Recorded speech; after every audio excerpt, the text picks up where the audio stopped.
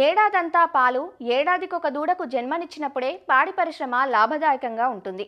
ఒక పాడి పశువు తన జీవిత కాలంలో మొదటి 10 ఏళ్లలో కనీసం 5-6 ఈతలనిస్తే ఆ పశువు ఉత్పాదకత బాగుందని అనుకోవాలి.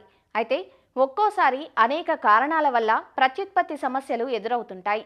పశువులు ఎదకు రాకపోయినా, సరిగా కట్టకపోయినా, కట్టిన చూలు నిలబడకపోయినా ఈతల మధ్య వ్యవధి పెరుగుతూ ఉంటుంది. దీనివల్ల పశుపోషకులు ఆర్థికంగా నష్టపోతారు. పశువుల్లో చూడి సమస్యలకు చాలా కారణాలున్నాయంటూ వాటి నివారణ మార్గాలు తెలియజేస్తున్నారు రంగారెడ్డి జిల్లా ఇబ్రహీంపట్నం మండలం ఎలిమినేడు పశువైద్యాధికారి డాక్టర్ వై ఆనందరెడ్డి.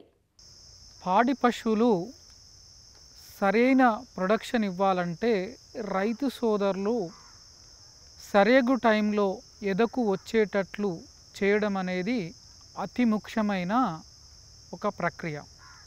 ఎప్పుడైతే పశువులు సరియగు టైంలో కట్టిన కట్టు నిలవక ఎదకు రాక ఇలాంటివి జరిగితే అలాంటి పశువులను ఇన్ఫర్టిలిటీ లేకపోతే గొడ్డుమోతు పశువులు వృందత్వము ఆ ఇన్ఫర్టిలిటీ అని అంటారు. పాడి పశువులలో ఆవు దూడలైతే సంవత్సరం నుంచి సంవత్సరంన్నరలో కట్టాలి. బర్రె దూడలైతే 24 నెలల నుంచి 36 నెలల లోపల కట్టాలి. అలాగే ఈతకు మధ్య వ్యవధి కూడా 12 నుంచి 14 నెలల్లో ఉంటే పశువు కరెక్ట్ పాల దిగుబడినిస్తుంది. అయితే ఈ కట్టకపోవడము ఇన్ఫర్టిలిటీ అనేది చాలా రకాలుగా వస్తుంది. వ్యాధుల వల్ల వచ్చే ఇన్ఫర్టిలిటీ, తర్వాత వ్యాధులు లేకుండా ఫిజియలాజికల్గా వచ్చే ఇన్ఫర్టిలిటీ, తర్వాత ఖనిజ లవణాలు పోషణ లోపం వల్ల వచ్చే ఇన్ఫర్టిలిటీ కట్టకపోవడము, తర్వాత మేనేజ్మెంట్ అంటే పశువులను సరియగు పాలన లేకపోవడం వల్ల కూడా ఇన్ఫర్టిలిటీ పశువులలో వచ్చే అవకాశం ఉంటుంది. అయితే ఈ నాన్ ఇన్ఫెక్షస్ అంటే రోగాలు కాకుండా వచ్చే ఇన్ఫర్టిలిటీ మనం చూసుకుంటే అతి ముఖ్యమైనది అనిష్టం అంటే ఎదకు రాకపోవడం. ఈ ఎదకు రాకపోవడానికి కారణము సైలెంట్ హీట్. అంటే పశువు ఎదకు వస్తుంది కానీ ఎద లక్షణాలు బహిర్గతంగా అంటే రైతుకు కనపడేటట్లు రాదన్నట్టు. దీన్ని సైలెంట్ హీటు, మూగ ఎద అని అంటారు. ఇది ఎక్కువగా బర్రెలలో ఎక్కువగా వస్తుంది, ఆవులలో తక్కువగా వస్తుంది. తర్వాత కొన్నిసార్లు ఈ ఎదకు రాకపోవడం అనేది అండాశ్రయం పైన పర్సిస్టెంట్ కార్పస్ ల్యూటియం ఉండడం వల్ల కూడా ఈ ఎదకు రాకపోవడం జరుగుతుంది. అలాగే న్యూట్రిషనల్ ఎదకు రాక అంటే పశువులలో సరియగు పోషణ లేకపోవడం వల్ల కూడా ఎదకు రాకపోవడం జరుగుతుంది. ఉదాహరణకు సమీకృత ఆహారం ఇవ్వకపోవడం వల్ల కూడా గర్భసంచి సరిగ్గా డెవలప్మెంట్ జరగక సరిగ్గా టైమ్లీ ఎదకు రాకపోవడం అనేది పశువులలో చూస్తూ ఉంటాము. తర్వాత ఇన్ఫెక్షస్ కాజెస్ అంటే రోగాల ఉదాహరణకు కొన్ని పశువులు పొదుగువాపు, తర్వాత హెచ్ఎస్బిక్యూ, తర్వాత కొన్ని ట్రిపనోజోమియాసిస్, బెబీసియోసిస్ లాంటి రోగాలు వచ్చినప్పుడు పశువులలో రక్తహీనత రావడం జరుగుతుంది. పశువు కోలుకోలేక ఎదకు సరైన టైంలో రాకపోవడం జరుగుతుంది. అలాగే బాహ్య అంతర పరాన్న జీవుల వల్ల కూడా రక్తహీనత పశువు గురై సరిగ్గా ఈ ఎదకు రాకపోవడం ఇన్ఫర్టిలిటీ ప్రాబ్లం ఉంటుంది. ఉదాహరణకు విపరీతంగా టిక్స్ కానీ పేర్లు కానీ పశువుకు ఉన్నప్పుడు ఇవి ఈ రక్తాన్ని పీల్చుకోవడం వల్ల పశువు న్యూట్రిషనల్ డిఫిషియన్సీ ఖనిజ లవణాలు మినరల్స్ లోపం జరిగి ఈ ఎదకు రాకపోవడం జరుగుతుంది. అలాగే అంతరపరాన్న జీవులు ఉదాహరణకు లివర్ ఫ్లూక్స్ కానీ, తర్వాత నట్టలు, ఏలికపాములు, తర్వాత టేప్ వామ్, బద్దె పురుగులు విపరీతంగా పశువులలో ఉన్నప్పుడు కూడా ఈ ఎదకు రాక, ఎందుకంటే ఈ పోషణ అనేది ఈ అంతరపరాన్న జీవులో తీసుకోవడం వల్ల పశువుకు న్యూట్రిషనల్ డిఫిషియన్సీ వచ్చి ఇవి ఎదకు రాకపోవడం జరుగుతుంది.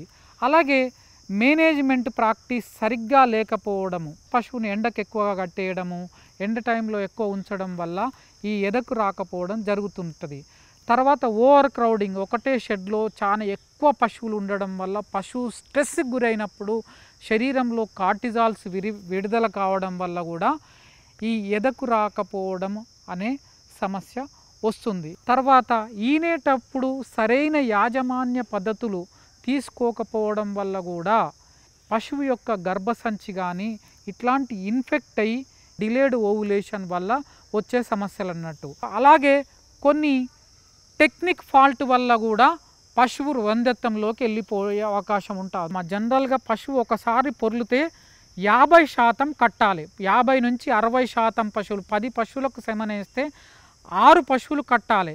కానీ ఇట్లా కట్టకుండా మళ్ళీ ఇంకోసారి ఎదకు రావడము, మళ్ళీ సెమనిప్పించిన మళ్ళీ రావడము, అంటే 3 సార్ల కంటే ఎక్కువ సార్లు ఎదకొచ్చిందంటే అది రిపీట్ బ్రీడర్స్ అంటారు. ఈ రిపీట్ బ్రీడర్ అనేది ఎక్కువగా పశువులు ఎండోమెట్రైటిస్ ఉండడము, లేకపోతే ఎంబ్రియో అంటే ఆ పిండము ఉత్పత్తి అయినా కానీ ఈ పిండము యుట్రస్లో ఎన్విరాన్మెంట్లో బతకపోవడం వల్ల ఈ repeat breeding early embryonic death అనేది జరగడం వల్ల ఇది వస్తుంటుంది. అయితే రైతు సోదరులు ఈ ఇన్ఫర్టిలిటీ ప్రాబ్లమ్స్ రాకుండా ఏం చేయాలి అనేది ఒకటి మేనేజ్మెంట్ ప్రాక్టీస్. అంటే పశువు ఎదను గుర్తించడం, అంటే మూగ ఎద ఉన్నా ఎలా గుర్తించాలనేది రైతు సోదరులు గమనించాలి. మామూలుగా ఎదకొచ్చిన పశువు ఏంటంటే కోడిగుడ్డు సొనలెక్క మానం నుండి కార్చడం జరుగుతుంటుంది. తర్వాత ఎదకొచ్చిన పశువు ఇంకో పశువు దాని మీదకి ఎక్కినా నిలబడే అవకాశం ఉంటుంది. తర్వాత వెన్ను మీద మనం చేయబెడితే తోక పైకి లేపడము, చిరుమూత్రం పోయడము, ఎదకొచ్చిన రోజు పాల దిగుబడి తక్కువగా ఉండడము, తర్వాత చిరాగ్గా ఉండడం, ఇవన్నీ ఎద లక్షణాలు. ఈ ఎద లక్షణాలను గమనించి ఈ సైలెంట్ హీట్ను కూడా గమనించి ఇమ్మీడియట్గా సెమనిప్పియడం వల్ల ఈ ఇన్ఫర్టిలిటీ ప్రాబ్లం అనేది పోతుంది. తర్వాత టైమ్లీ ఇన్సెమినేషన్ అనేది ఏఐ టెక్నీషియన్ వచ్చేలా చూసుకోవడం. అంటే మార్నింగ్ ఎదకొస్తే ఈవినింగ్ ఎదకొస్తే మళ్ళీ మార్నింగ్ ఇన్సెమినేషన్ చేయడం వల్ల కట్టు నిలబడేలాగా చేసుకోవచ్చు. తర్వాత ఈ న్యూట్రిషనల్ అంటే మన ఇండియాలో న్యూట్రిషన్ లోపం వల్ల ఎదకు రాకపోవడం అనేది, తర్వాత ఇన్ఫర్టిలిటీ ప్రాబ్లమ్స్ రావడం అనేది ఎక్కువగా చూస్తాము. కాబట్టి రైతు సోదరులు ప్రతి ఈ పాలిచ్చే పశువుకు కానీ, ఎండిపోయిన పశువుకు కానీ, సుడి పశువుకు కానీ ఈ న్యూట్రిషన్ అనేది, మినరల్ మిక్చర్ అనేది రెగ్యులర్ ఇవ్వడం ద్వారా పశువులలో ఖనిజ లవణాల లోపాలు, విటమిన్ లోపాలు లేకుండా చూసుకోవడం వల్ల సరైన టైంలో ఎదకు రావడమే కాకుండా కట్టు నిలవడం కూడా ఎక్కువ జరుగుతుంది. తర్వాత పాల దిగుబడి కూడా ఎక్కువ వచ్చే అవకాశం ఉంటుంది.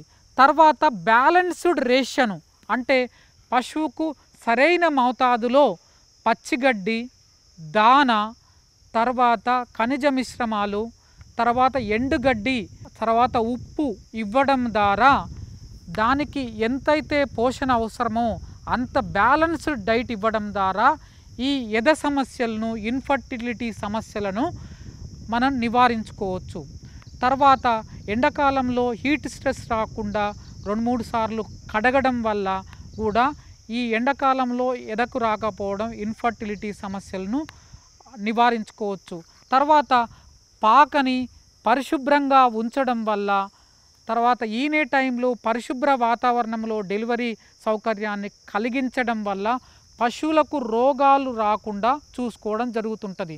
అలాగే ఇన్ఫెక్షస్ రోగాలైన బ్రూసెల్లా, లెప్టోస్పైరా ఇలాంటివి రాకుండా చూసుకోవడం ఏంటంటే పశువులను బుల్ క్రాసింగ్, దున్నతోని క్రాసింగ్ అనేది రైతు సోదరులు మానుకొని ఏఐతోని కృత్రిమ గర్భధారణ వాళ్ళనే చేయడం వల్ల ఈ బ్రూసెల్లా సమస్యను అనేది నివారించుకోవచ్చు.